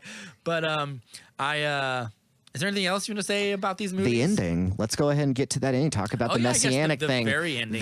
They go south to the desert. Yeah. I'm guessing out to like towards. We see the big Statue of Liberty. No, I'm kidding. No. There's no Abraham Lincoln statue with an ape top hat. That's so dumb. I hate that movie so much. That's why this course correction is so good. Yeah. Because there's a world where that movie would have ended up with apes in suits and ties, and I'd hate it and you'd hate it. Yes. There is a talking ape in Umbrella Academy. Forgot to mention that. He's the butler. There's a talking ape? Yeah. Oh, I didn't know that. It's great. He's delightful. There's a little more for you. There's a talking ape in it. Okay, fair enough. He's got a little suit and tie, and he's an old ape man. He's the butler. Nice. He's like, I've always looked after you children. He's great. Is it just there? Is it not explained? No, he's explained. Okay. Yeah, no, he's like some like genetic stuff that Sir Reginald did a long time ago. All right, fair enough. So at the very end. At the very end, he brings them to the promised land. Essentially, and the land of milk and honey. Yeah, and him and he's sitting on there, and that's when you see the wounds he got. Yeah, and man, I cried a little bit. Yeah, he because you don't want him to go. I don't want him to go. I'm like he's been through so much. Well, it's something that always gets me emotionally. Is not like a character that you've been with dying. It's I succeeded. I'm satisfied. Yeah. I'm okay now. Yeah. And it's like, fuck. I think it's because you've seen him go through like the Odyssey. It's like Ryan Gosling in Blade Runner. Yeah. At the end, where you almost feel a sense of like catharsis with him. And I then didn't cry, but I was like, I'm okay with that. Yeah, I'm okay with that. He falls like Spike at the end of Bebop. Like he's just you're gonna see the end of Bebop. You're gonna carry that weight. I've seen the first 20 episodes. I just assumed every episode is gonna be another weird bounty. I get it. Like, and I stopped watching. Yeah. Isn't there an episode of Bebop where they fight like an insane clown man who just has a million guns? So good. I remember that episode. Like Pere Le Fou. He barely. It's beats mostly him. animated. When they did that, it was animated by the team from TMS or somewhere that had worked on Batman the Animated Series. So there's a lot of visual cues in that episode that call back to their time working on BTAMS. Yeah. And then he gets like shot once, like in the leg, and he just cries like a bitch. Yeah, because he's a baby man and he's an assassin. The episode's amazing. There's a great episode. 10 out of 10. That one's so good. There's the one about the weird thing from the fridge. That's a great fridge. Alien parody right there. They leave like not Spike, but the other guy, the guy who owns the ship. Jet left like some like bad like a lobster. Yeah, in the bad fridge, like and it molded, and it's just this weird like it turns into the alien. It's like the invasion of the body snatchers or something. something. Yeah, it goes in. They get like he gets a flamethrower and like goes up into the vents just throw it into the sun. Just like take your fridge out if you're that worried. Well, eventually they do it. Well, that episode's not canon, like because everyone dies. So what happens? How does what? It's just How? don't worry about it. It's What do you just mean? a fun little How could I episode. not- it breaks the narrative. Exactly. It's just a what if episode. It's like right. what if the whole cast got killed by aliens? That's a Except good Ed. Ed eats it at the end. Says more pudding. Yeah, there's the one with Ed's dad. Yeah. pretty good. That's you're only like 2 episodes away from the end then. Okay, yeah, fair enough. Wait. That's like Wild Horses. That's like the episode before the end of it. Like go ahead and watch the last 3 episodes. Okay, fair enough. Because there's like Well, I know he there's like meets his one da- episode. He meets his dad, and then his dad kind of goes off and leaves him again. Yeah. And you're like, what? Like, oh, I guess he is. Well, then, just and an asshole. Edward goes off and just lives her life on Earth as well and leaves the bebop. And then you got another episode about Faye. And then you've got Real Folk Blues Part 1 and 2. And that's Which is the end where of the Spike series. fights Vicious. When he finally comes to confront Vicious. When the chickens come home to roost. I still don't know what they're fighting about. I can't remember. They both used to work together, and he was a monster, and in Spike the used end, to be a monster, in the but end, he's not. it doesn't matter as much. enough. It's the journey, not the decision. Except this. I mean, Planet of the Apes is also about the journey. Yeah. But it is about this climax where Caesar dies. Yeah. And talking about what little I know of the other planets of the apes, where they're like their civilization looks back on Caesar as like their liberator, their great hero. This feels like there could be more to this series because his son Cornelius survives. Yeah, the little one. And so he's going to be the heir apparent, I suppose, if they want to go it that way. You would imagine they would be smarter than that. Yeah, Like, we don't need to go into dynasties. Right. Like, the Caesar dynasty doesn't need to be because we weren't doing that before, I guess. Maurice speaks. Maurice, as well? yes. Well, he speaks in the other. He says "run" in the other one. Yeah, but he says he says some lines. It's a great ending to the character. It's a great ending to this trilogy. Yeah. 10, like just so good. The little girl joins them because she starts saying, "Can I be an ape? Am I an ape as well? Yeah. Because I'm not really a human anymore. They won't see me as a human. They'd kill me." And you see Maurice kind of be like, "How do I?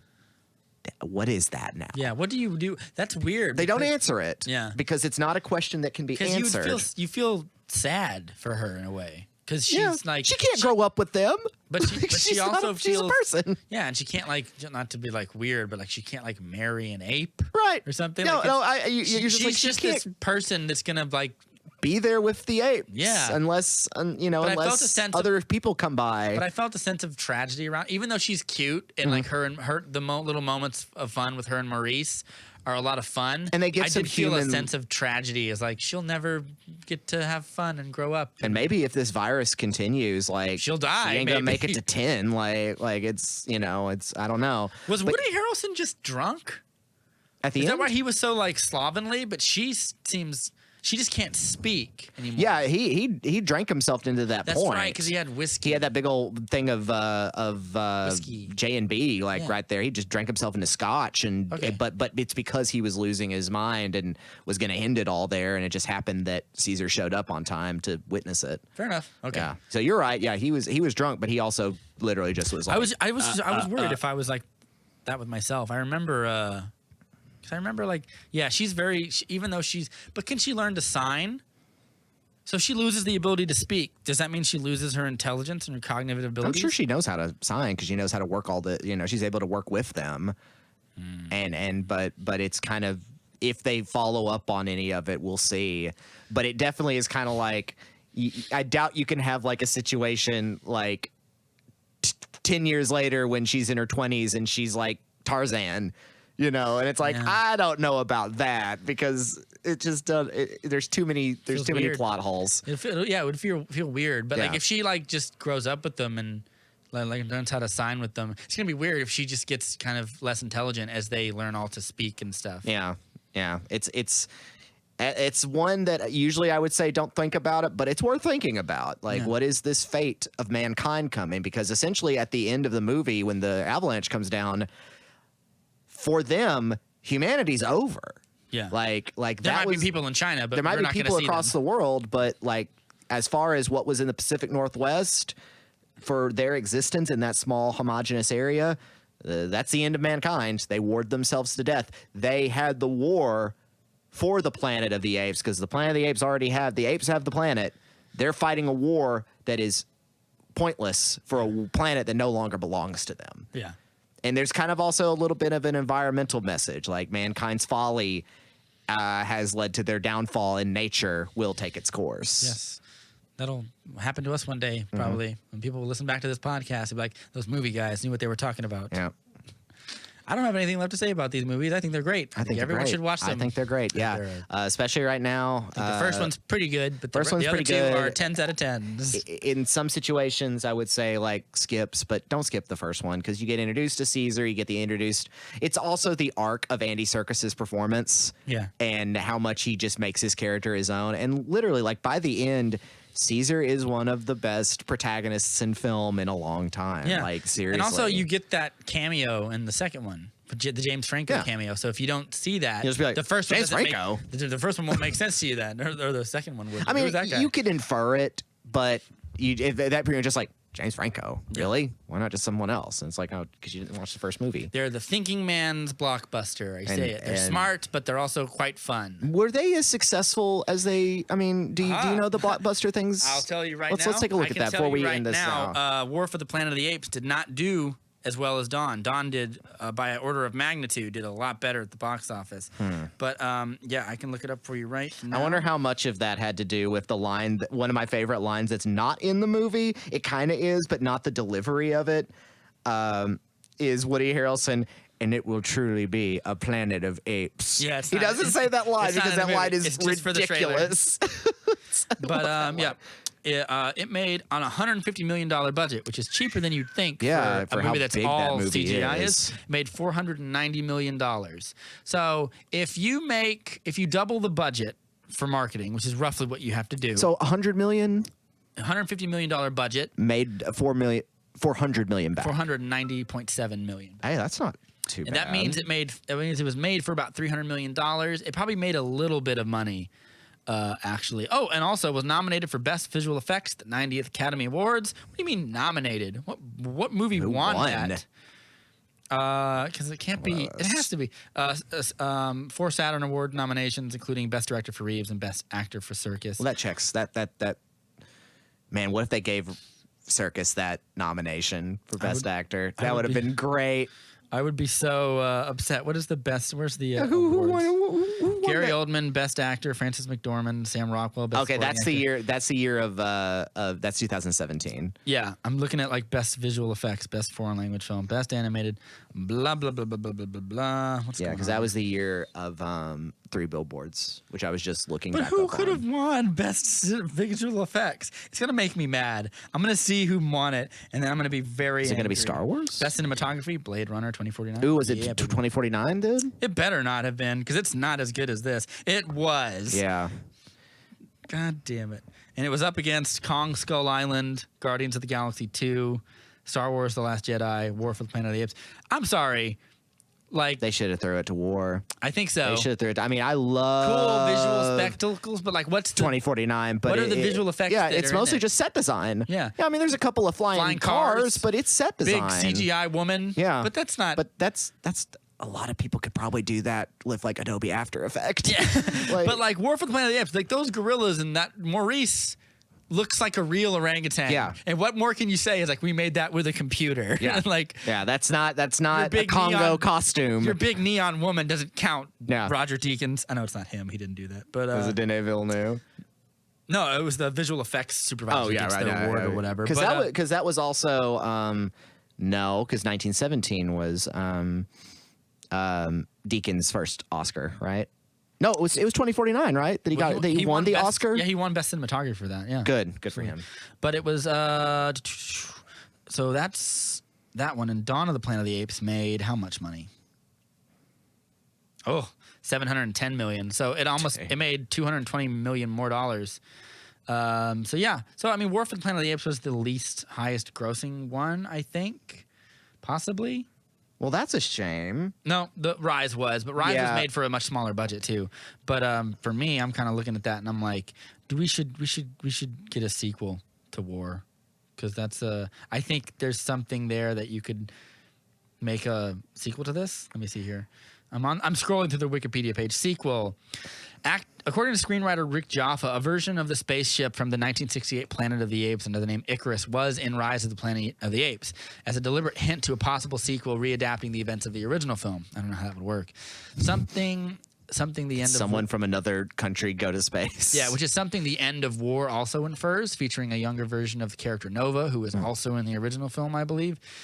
During an interview in mid-2014, Serkis talked about possible sequels. It might be 3 films. It could be 4. It could be 5. Who knows? The journey will continue, he says. Well, but just with not him. Not with me, because I'm dead. But it dead. doesn't matter. Shortly before the release of War, Reeves said that he expressed interest in making more Apes films and that Steve Zahn, who played Bad Ape in the film, had set up a story for further sequels. Interesting.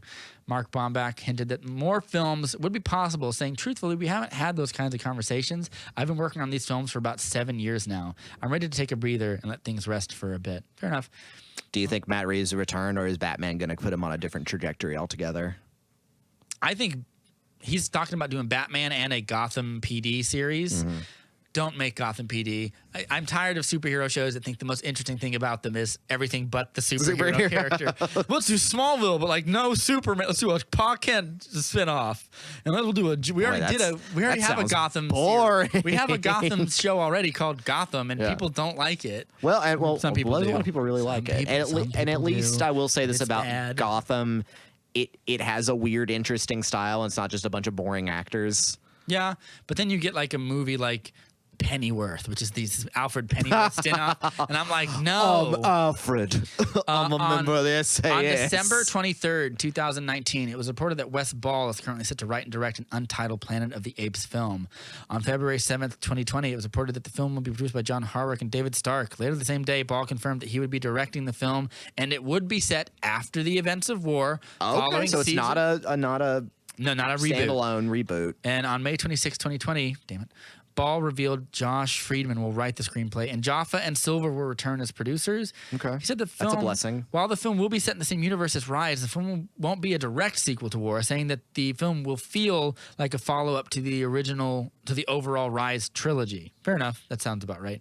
But at the same time, the filmmakers will do some really cool new stuff for the film.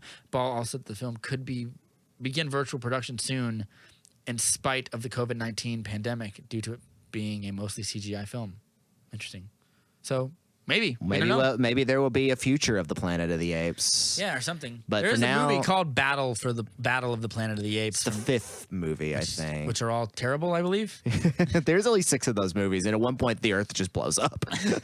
At one point, Charlton Heston just blows the planet up. The director just did everybody a favor, like we don't have to make any more of these now. They did. They barely made one afterward. But I don't know. That was a whole. You'll find people who are just like Godzilla. There are people who are big ape heads. You're wrong. You're wrong, and I'm right. Well, I mean, there's nothing wrong with some good old schlock. I guess. But maybe the mythologies are good. There are people who it's fun to watch in a way to watch a bad movie and kind of poke fun at it a little bit. I have a good time with that. But I'd much rather just watch a great movie like this. Yeah, whatever happens in the future, the arc of Caesar is over, and what an arc it is. Thank you for making you watch them yes, at gunpoint. I had a great time, and I will probably return to these and share them with friends when I get a chance.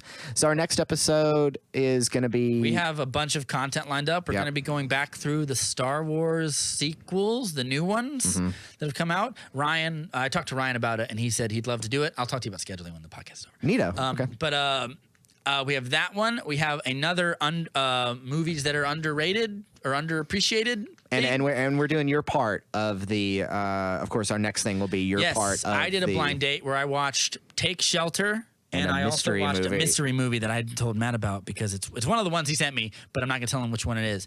But keep the suspense bubbling. Yeah, I'm like, all right, I'm not just gonna watch 5 movies again. I'm just gonna. But we have that one, and then we have a novel idea, movies that are almost good is one that I have. We'll workshop that one to and get then we a can little split more. that off into a sequel of movies that are almost bad. And there are some movies obviously that we have that we're going to talk about at some point. Obviously, King of Staten Island. Yeah. Palm Springs looks interesting. But since this is a COVID era podcast now, we are taking our new feature ideas, like new movies. There's not a lot of super new movies coming out that are in the lexicon.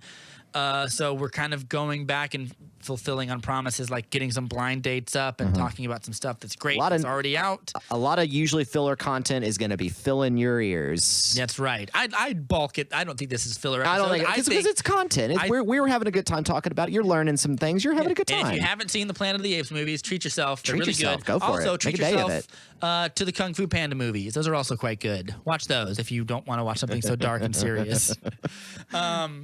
Yeah. I don't have anything else to say. Yeah, I'm good, man. Check us out on Podbean. Follow us on Facebook and like our podcast page, The Movie Date with Rob and Matt on Facebook. Check us out, obviously, on YouTube and on subscribe. iTunes. And we are on iTunes every week, I think. The beginning of every week, there's an episode coming out on iTunes or whatever. So, yeah, listen to every Monday of every week or whatever. Go Ape. Yeah, go ape on our content, and we'll have more. The next thing after this is probably something Star Wars related. But yeah, this has been The Movie Date with Rob and Matt, a podcast for people who like movies but don't want to be too smug about it. I've been Rob. And I've been Matt. And we will talk to you guys on the next time. See y'all. The next one.